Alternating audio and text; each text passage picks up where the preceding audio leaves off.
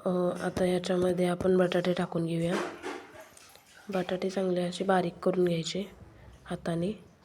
बारीक करून झालेले आहेत आता बटाटे। त्याच्यामध्ये आपण आता मिरची टाकून घेऊया।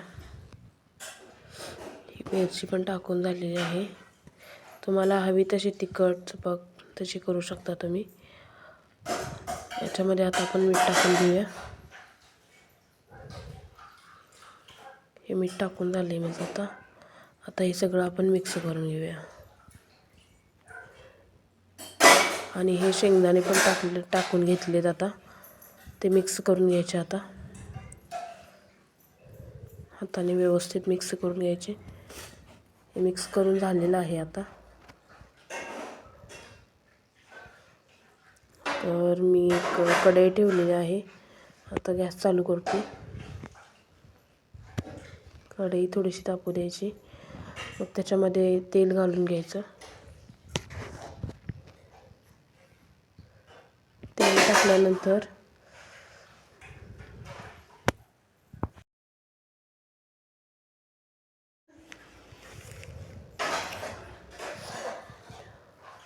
आता कढई तापलेली आहे।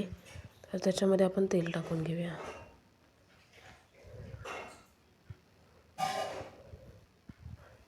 तेल थोडंसं तापू द्यायचं। तोपर्यंत मी वडे करायला तयार करते। हे आता माझे वडे तयार करून झालेले आहेत। तर आता आपण एक एक करून तेलामध्ये तेल तापले का ते बघण्यासाठी थोडेसे टाकून बघितले। आता तेलामध्ये मी आता वडा टाकून घेतलाय।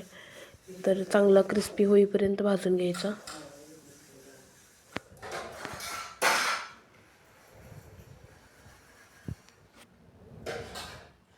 म्हणजे क्रिस्पी झाल्यानंतर छान लागतो।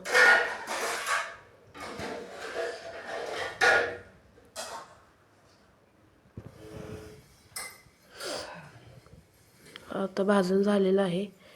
थोडासा पलटी करते। व्यवस्थित चांगलं भाजून घ्यायचं। आता हा भाजून झालेला आहे तर साईडला काढून ठेवते मी। तर अशीच मी सगळे वडे तयार करून घेतलेले आहेत। एकदम क्रिस्पी आणि छान झालेले आहेत। तर मी आता हे बघा खूप छान असे वडे झालेले आहेत। तर मी आता तुम्हाला व्हिडिओ आवडल्यास नक्की रेसिपी ट्राय करा। लाईक करा, सबस्क्राईब करा, शेअर करा। Bye bye. माझे मिस्टरांना दिल्यानंतर मिस्टर बोलले की छान झालाय। माझी मुलगी पण बोलली खाऊन की छान झालाय म्हणून। तर व्हिडिओ आवडल्यास लाईक करा, शेअर करा, सबस्क्राईब करा। Bye bye.